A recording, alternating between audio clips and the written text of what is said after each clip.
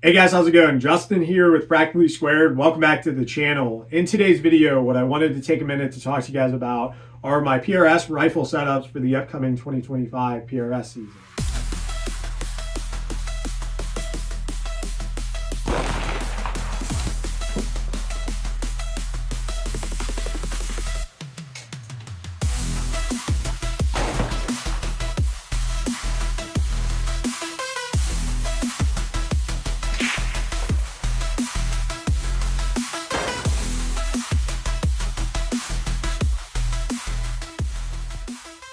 So a couple housekeeping notes before we get into the video. A little bit of background on myself so you know where this information is coming from. I started shooting PRS at the beginning of 2023. So I've shot 2 full seasons under my belt. But in that time, I've shot a ton of matches and I've done a ton of practice. I'm well over 12 two-day Pro Series matches and well over 20 one-day regional matches, as well as I've participated in some KYL, belly prone stuff.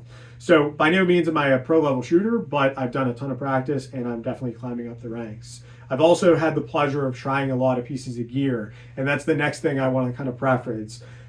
Gear is really important, and I think there's a time and a place to experiment with different gear, and I think it, at least for me speaking personally, it reinvigorates kind of my training cycle. So I think switching gear is a good idea every once in a while, but do it at a good time where maybe you have a lull in matches or in the off season is a really good idea.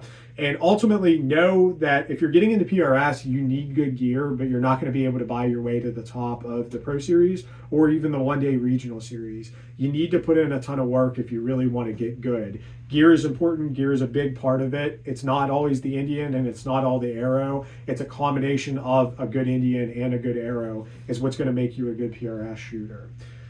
The last kind of preface thing I want to talk about is all this gear I kind of bought and paid for myself. Some of it I got discounts as a result of matches and stuff like that, but there's no sponsorship or anything like that. I don't have any sponsors to talk about in this video. So this is all gear that I bought and paid for with my hard-earned money. So there's no paid opinions in here.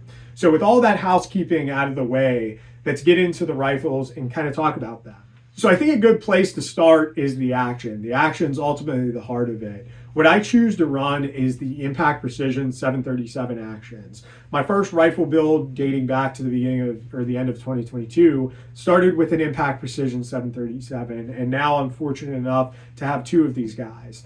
Impact is by far the most popular action in the PRS. If you look at the Precision Rifle blog, Impacts are really good actions. What makes Impacts good actions is they have all the features you need for a PRS action. They have an integral rail, they have an integral recoil log, they'll do pre-fit barrels if you want to do that route. They also are toleranced appropriately to where they're really well-made actions, but they're not toleranced too tight to the point where if you're shooting in a really hot, dusty environment, they're going to bind if they get dust and debris in there. Or if you're in a cold environment, they're not going to start to fail whenever you get snow and ice and different stuff like that, possibly into different parts of your actions. They're toleranced appropriately to where they're going to be super precise, super well-made actions, but also going to be able to work in the adverse conditions that we shoot PRS matches in. Also, Tate & Company is a big supporter of the series, and that really kind of means a lot. It's good to support those who support you. And while I'm not sponsored by any means by Tate, Tate is a really good guy and Impact Precision is a really good company, and that's why their actions are so prevalent in the PRS circuit. Impacts are really good actions, and I have 2 of them here. The next thing I want to talk about, we'll drop down and we'll talk about the chassis. So I've tried a couple different chassis, started out with the original Matrix, then I went to an MDT ACC, the original ACC. Then I was fortunate enough to win a Matrix Pro, tried that for a little bit, and then ultimately the past year and a half, I've been running the MDT ACC Elite. While all of those are good chassis and you could win a match with any of those chassis, no problem, I've kind of found my preferences. I really like the grip and the feel of the Matrix chassis, but the Matrix Pro, I didn't care for that wide forend. I prefer a skinnier forend like the ACC or the ACC Elite. The problem with the original Matrix was the buttstock was so heavy that I didn't really like the way I had to weight the rifle up to get it to balance appropriately. So whenever I tried that Matrix Pro, I also liked the feature of the adjustable bag rider. I saw some guys like Morgan King and Kel Harmon running these custom matrices, and ultimately I decided that, hey, kind of where my preferences lie, I want to try that out. So I hit up Phil Cashin from MPA and I asked him if there's any way he would be able to make me one of these. And he got me a price, put it all together, and ultimately I was like, hey, I'm just going to go ahead and order 2. So I ordered 2 of these chassis and I switched them out after the end of the 2023 season. So I've had these for about 2 months now and I've been playing around with them. I haven't got to run them in a match yet, but I'm really looking forward to that. Done a ton of training, ton of practice, ton of barrel break-in for next season. But going over it, it's an original Matrix forend. So it's the skinnier forend, takes the original Matrix weights, takes M-LOK external weights, which was a big selling point to me since I had weights from my original Matrix and then transferred those over to both of the ACCs.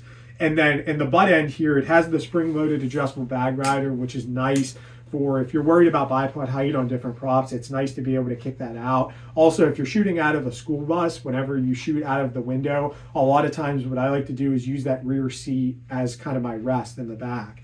And sometimes the rear seat's not enough, so having this spring-loaded bag rider, it makes that really, really nice. It's not something I use on every stage or even in every match, but every once in a while it's a really nice piece of kit. I got the Matrix Pro 2 buttstock. It's cut to be even lighter, and it has the SLS printed bag rider and the cheek rest. I really kind of like that. One thing I will say, for the barrel profile I'm running, I had to add a little bit of weight in the rear here. I made a custom weight. You could buy the internal weight for the buttstock here. But I'm running a weight in the back here just to weight it up a little bit, just to get it to balance good. But these chassis, these rifles, I should say, are set up a little bit differently. This one I'm running a suppressor, which I don't plan on running during the season, but for training it's great, a little bit more recoil impulse. But since I'm running the suppressor, that adds about a pound, give or take, to the end of the barrel. I don't have any internal weights in this rifle setup. This one, on the other hand, I'm running a brake. This is the Masterpiece Arms DN5 brake, which out of all the brakes I've tried, it's by far my favorite. Super good in terms of muzzle rise, and recoil is super good. Blast to the shooter isn't bad. To spectators, it's kind of spicy, just saying. But really like the DN5 brake. But since I'm running the brake out front, I do have full internal weights in this, and I do also have an extra external weight just to kind of offset the balance of it. But both these rifles come in around 22, 23 pounds, and they balance pretty good, which is important. But whenever I take the brake off of that one, I'll have to add internal weights and possibly another external to this chassis. But Matrix chassis, and I do have, I forget what they call this, but this is basically a magwell kind of blocker. I really like it because it helps you from jamming your mag into your bag or into a prop. And also it does kind of shift that fulcrum a little bit further forward, which allowed me to kind of add some more weight up front. It kind of shifts your balance point a touch more forward. The Matrix also does have an adjustable mag catch, which is a really nice selling point. And the big thing that I like about the Matrix chassis is the grip. So there's different grips that you could run. I'm running, I believe these are the Vert 2, if not, I'll annotate it here. And then they also have the different thumb shells that they come with, which are really nice. And then the trigger finger spacers are the cat's ass, in my opinion. What they enable me to do is get a nice indexing point for my trigger finger. And then also it forces me to use the same part of my finger. And it makes me honestly kind of shoot better. I've noticed, whenever I went from the original Matrix to the ACC to that Matrix Pro, I noticed whenever I got into that Matrix Pro, I started shooting a little bit tighter groups. Not a big deal, but like it just, for me, ergonomically, I really like the grip and the grip geometry of the Matrix with the trigger finger spacer. But enough about the chassis. Moving on from the chassis, the next thing we'll talk about is going to be the optics. So the optics, I'm running Night Force ATACR 7-35 optics. These both have the mil-C reticle. What I look for in an optic is something that tracks well, something that's rugged, something that's reliable, something that after I shoot match after match after match, it's going to hold up. And if you're talking about rugged and reliability, really you're kind of talking about Night Force. That's kind of their bread and butter. They're not the latest, greatest, fanciest scopes on the market. They're kind of a little long in the tooth at this point, but they have really good glass, really good, I guess you could call it depth of field. Whenever I go to a match, I'll parallax it for 100 yards, check 0, and then I'll find a target in that 1,800 or whatever the furthest distance we're shooting, and I'll set my parallax for that. And as long as the lighting conditions stay the same, I don't generally dick with my parallax knob throughout the entire day. Whether we're shooting targets at 300 or targets at 1,000, the parallax on the Night Force is super, super forgiving. And that's something that's really a big selling point to these. They have really good parallax forgiveness. And the glass, while it isn't tangent or Zico glass, it's a hair below, but it's better than most. This is above average glass, I would say. I'd say it's right below a tangent and a Zico. And honestly, for the price that you could pick these things up for used, you could get an ATACR on the used market for around $2,500 to $3,000. For the price point, you're getting one of the best optics on the market. And as a Zico or a Tangent, that's another $1,000 or $2,000 more. That much better. Ultimately, that's up for you to choose. But I really like the Night Force. Taking a minute to talk about reticles, I really prefer the Mil-C reticle. I'll throw up a picture here on the screen. The Mil-C is a basic 2/10 vertical, 2/10 horizontal reticle. It's simple, it doesn't clutter up your vision, it gives you everything you need. And while some people prefer a tree, like my good buddy Ryan Beck really likes his tree and his Mil-XT, ultimately it comes down to personal preference. I really like the more simplified Mil-C reticle. It gives me everything that I need and nothing that I don't. So big fan of these scopes. Talking about the mounts that the scopes are in, the gray rifle here, it's actually in a Hawkins one-piece mount. This is 1.127, I believe, is the height here. What's nice about the Hawkins one-piece mount is they have these really nice bolts on the side, and if you pull your optic off and then remount it, they generally return to 0 pretty well. That's important for changing out barrels, or if you're going to fly with your rifle, a lot of guys will take their scope off and carry their scope in their carry-on and then remount it. And what's nice is they tend to return to 0 pretty well. They're super rugged, they're super overbuilt, and for the price point, they come with a diving board, come with a bubble level, and they're generally in that $330, give or take, dollar range. So for the price point with the accessories they come with, they're actually a really good value. This other scope here, this other ATACR, I have it mounted in the Hawkins heavy tactical rings. So these are, I believe they're 1.15 inch height. I'll annotate it here in the description. But what's cool about these rings is they're obviously a split ring design, but they incorporate basically the same features as the Unimount, just they're separate rings instead of a one piece. So it's really nice. I was fortunate enough to win these as a result of a cert at the, I think it was the Peterson Cartridge Challenge match. I won the Hawkins ultralight rings, and then I called up Hawkins and was like, hey, I could really use the heavy tactical rings. So I had to put like an extra $30 with it or whatever the cost was, and they upgraded me to the heavy tactical rings. So a cert pretty much paid for these for the most part, which was really nice. And I'm thankful to Hawkins Precision for supporting the sport. As far as a bubble level, which is a very important piece of kit, I'm actually running the accuracy first bubble levels on both of my rifles. I had been running Ascend It, but I kind of wanted to get away from having so many electronics on my rifle. So I'm trying out the accuracy first levels, and I'm going to run them in some matches. But so far, I think they're a really good piece of gear. They're super fast. They're not like a slow bubble level. So my Hawkins Precision's bubble levels, I actually have them on the other side. So if I ever need to take an offhand shot, I'll have a bubble level over there. But my primary level is going to be these accuracy first bubble levels. The next thing I want to talk about are barrels. So there's a lot of good gunsmiths out there, and there's a lot of good barrel manufacturers out there. What I've kind of gravitated towards and what I've learned is find a good gunsmith that treats you well and stick with them. There's small idiosyncrasies that different gunsmiths do, and switching around and jumping around between gunsmiths has kind of bit me in the butt. So what I've kind of gravitated towards doing is sticking to Ryan Beck. Ryan Beck is a really good shooter. He came in the top 5 at the PRS 2-day Pro Series this year. And Ryan Beck is also a damn good gunsmith. He chambered up my first barrel whenever I first got into the sport, and he's chambered me up a couple more along the way. And that's what both of these rifles are set up in right now. One of these barrels, the one on this gray rifle here, is a 27-inch Krieger. This is a heavy varmint. And then the barrel in this action is a 26-inch heavy varmint. That's a Bartlein. This is a Krieger. Bartlein and Krieger are kind of like 1A and 1B to me. They both make really good barrels. Proof makes good barrels. Benchmark, and there's a couple other different barrel companies out there. CRB is a company that took over for Hawk Hill. I've heard a lot of good things about their barrels as well. But Bartlein's treated me really well. I haven't had a bad shooting Bartlein. And this Krieger barrel, it shoots lights out as well. So heavy varmint is kind of the range that I prefer for as far as thickness. And then in terms of caliber, I really like 6-Dasher. 6-Dasher is a good cartridge choice because it's super forgiving. Whether you want to run your bullets slow in that 2800 range or whether you want to run them up near 2900 and buck a little bit more of that wind, either way, you have a lot of versatility with the Dasher. It'll shoot your 105 class bullets really well, really fast, and it'll shoot your heavy bullets really well fast, or if you want to slow them down for a little bit less recoil, they just hammer and they're super consistent, super easy to load for. Dasher is just a really good cartridge choice out there.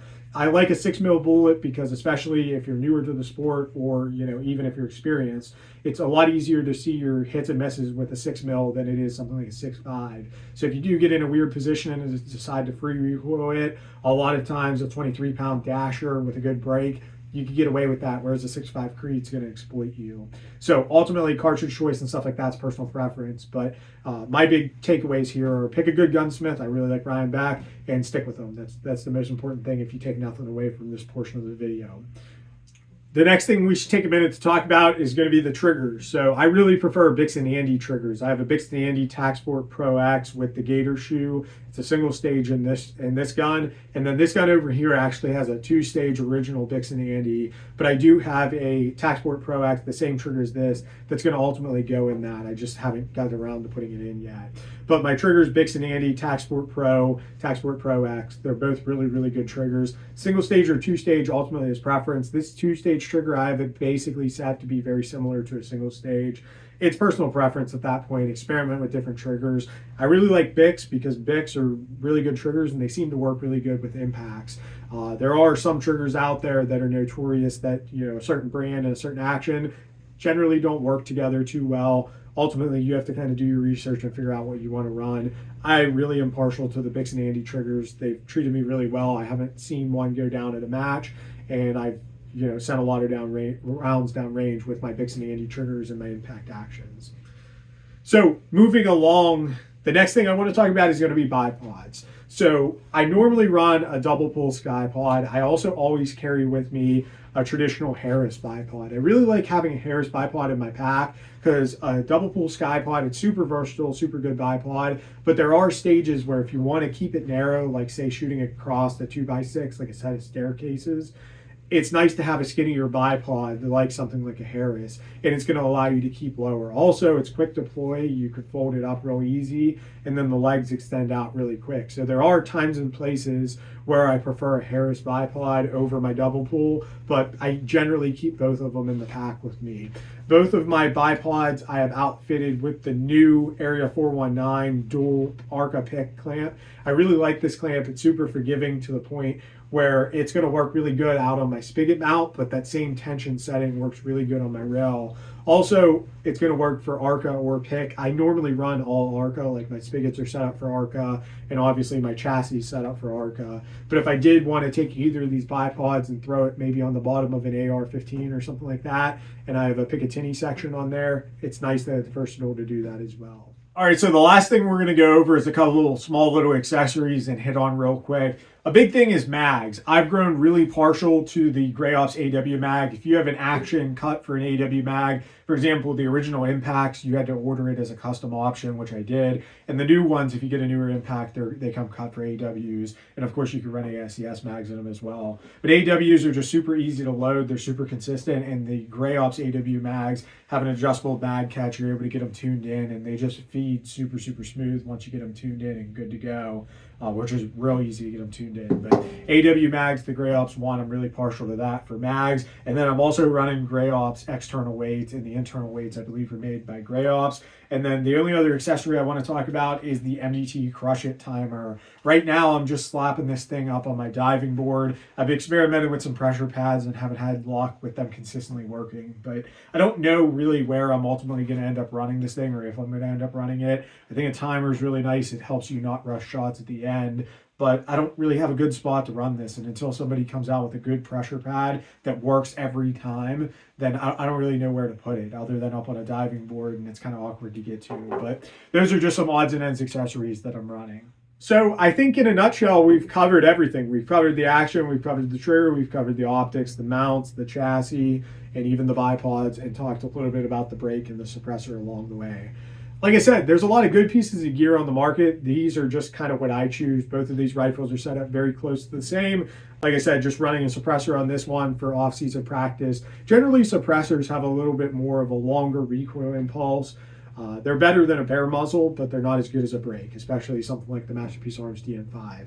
So training with a suppressor in the off-season is something I really like to do, just because it slightly exaggerates that recoil impulse. And if I could get used to driving this rifle, it makes this one a little bit easier. Eventually in the future, I do want to get maybe a 6.5 Creed barrel for one of these actions, and have one of them set up as a 6.5 Creed for even more recoil for practice purposes. Also, for maybe if I'm going to shoot a big wind match, maybe having a 6.5 Creed with a heavier bullet will kind of buck some of that wind if there's highs and lows and stuff like that. But Dasher's treated me really well, and both of these right now are chambered in Dasher.